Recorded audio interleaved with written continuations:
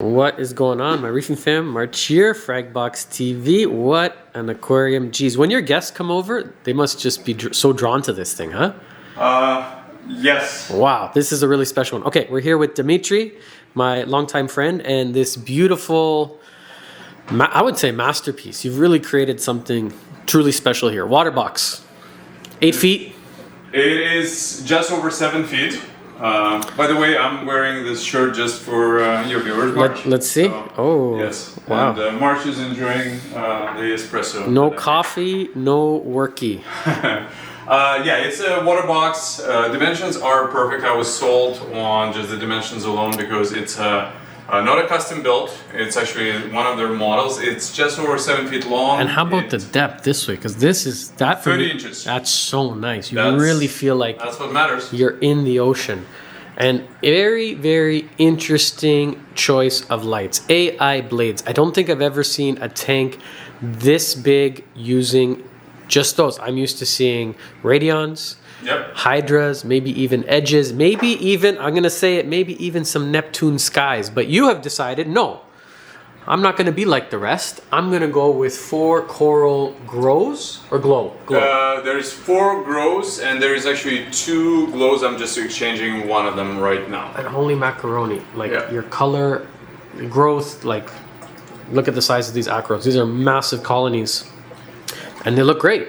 And we just woke up the tank, so the torch is not even fully extended. We turned on the light literally 10 minutes ago. It takes about an hour for everything to bloom. I'm gonna come back to the lights because it's a really unusual choice, but I love it. Like the coverage, it just, everything looks great. There's a really piece of interesting equipment he's using down here that I think everyone should see because this is something I promise you've not seen before.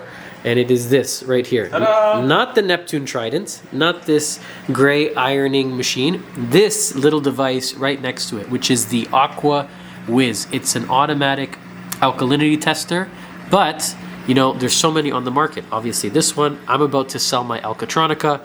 This one doesn't use reagents. Some sort of magicry, some sorcery is going on within there. And what do we think? Like about the unit? The moment I tried the first one, I understood I'm never running a tank without one.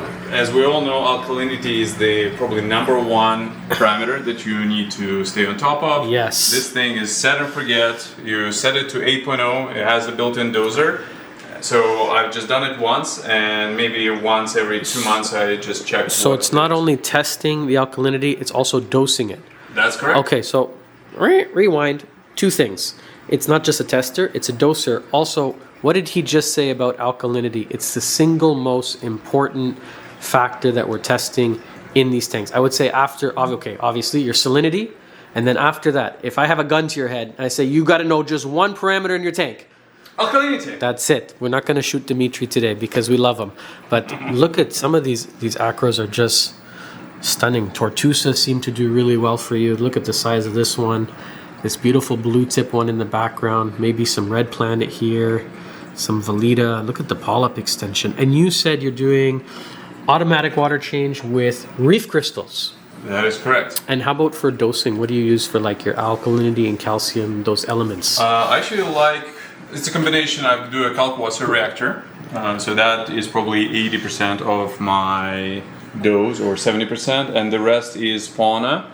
3-part with their built-in trace elements, so I don't dose anything separately. It seems like you've really cracked the code. Look at even this Pavona. What a beautiful species. And this is stuff that I love when corals start to do things like this. Okay, there's warfare involved, but look how it's growing over top of the Setosa, and then it meets up against the Andata. Oh, hello. And then over here, the Chalice coral. These are things you cannot buy and you cannot fake. These are things that only happen in very mature reef tanks, and this beautiful puddling, tabling over of 1, 2, 3, 4, even 5 different species. It's really cool to see. Okay, I asked you earlier, but I want you to say it one more time just for the fans. How in the hell do you keep a powder blue without ick? Look at this. I don't know if I've ever seen it. Very rare sight. So, for those of you who are familiar with my YouTube channel, know my fascination with powder blue. This guy is actually on the thin side, which I don't like. I have tried to feed him a little bit more, but my corals are my fish are there's not a lot of aggression in the tank, and I think this is the trick with something like that. But my favorite fish is this guy here, the Sohel. Beautiful You don't fish. see those very often. Okay, I'm a new hobbyist. I'm watching this video. I'm thinking about making the plunge and investing my kids' college savings. What's one piece of advice you can give me? Start slow and don't rush into it. Get to the first level, stay there for a while, and then slowly move up. It took me very many years to actually figure out how to keep torches. And keep in mind, once again, they are not extended. They're just waking up. That's not what my tank looks like. You've been in the hobby a long time now. Well, I remember you when you were still doing things from your basement. I was sucking on a pacifier and slinging frags out of my mother's cantina back in the day.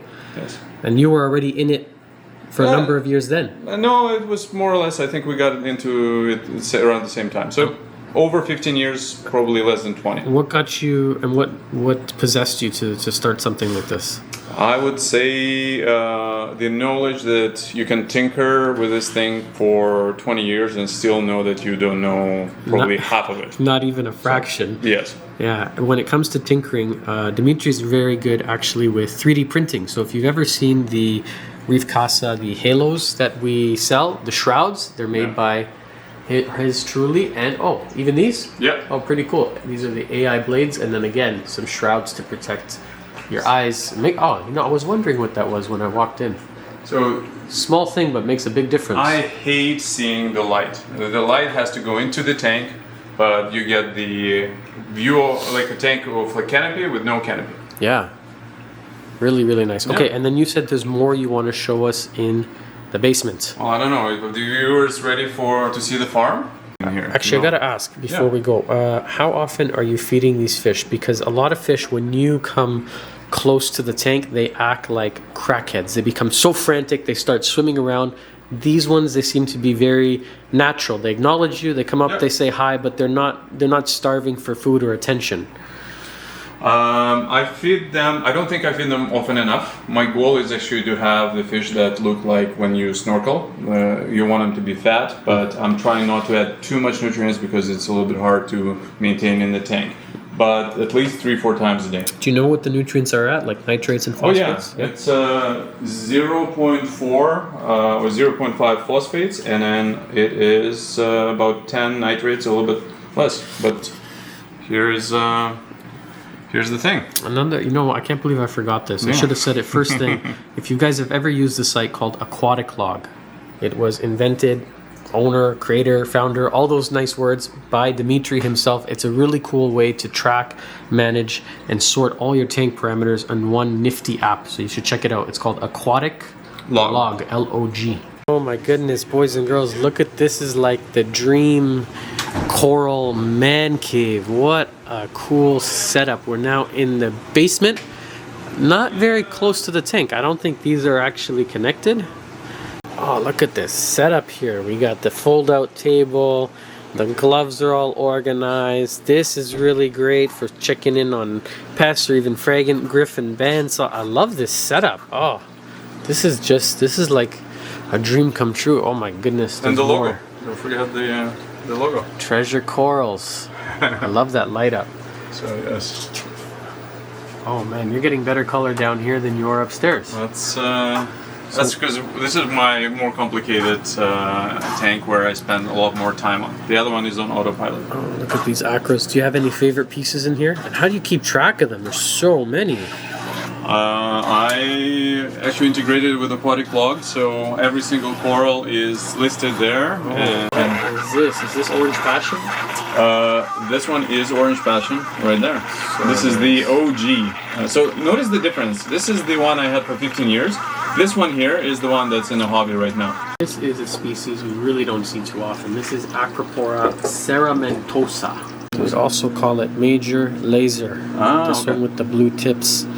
Only comes from Australia, and it's really a personal favorite of mine. It's just so different than everything else that's out there. It's got these like rounded tips, gets blue on the end. You can give it so much light. I don't think I've ever bleached one out. When it comes to like PAR photo saturation, this thing's well over 1,000. So if you're looking for a piece to put up I mean, really, really high. This is definitely one of them, and just perfect. Look at that polyp extension, almost like a burgundy red. So cool to see. How do you manage pests? Because acro, kind of like zoanthids, they have so many different things that just want to kill and eat them, but everything in here is looking really, really healthy. I have a separate quarantine process. I don't import any coral, so everything that you see here has been grown by me from tiny frags. And a while ago, I've actually gone through the full treatment of all the systems, through every single type of bug. I came downstairs here at 3 a.m. with a magnifying glass, just making sure that there's nothing. And you can see with the polyp extension, things are looking incredible. And like last time I've seen any eggs of anything, it was probably a year ago or more. Oh, everything's looking really, really good. You must be really happy with it. Yep. Look at the torch coral too. Jeez. Everything's on fire. And this is also using, I assume, reef crystals, and also there's got to be an aqua whiz down here somewhere. There is aqua whiz on that side over there. So some incredible torch corals as well. Pretty good. Some of the most popular. Some colors are just like really, really striking. Boys and girls, I'm going to wrap up this video, and then I can do some shopping while I'm here. Most importantly, pick out some nice frags. Yeah, if you have any questions, comment down below. Dimitri is also active on YouTube, so I'm sure he's going to check out the video, and he can answer any of the questions you might have about, AI blades, aqua whiz, more importantly, keeping and coloring acropora, any of that fun stuff. Anyways, I hope you enjoyed the video. I hope you had fun, and I hope to see you back here on the next one. Bye bye.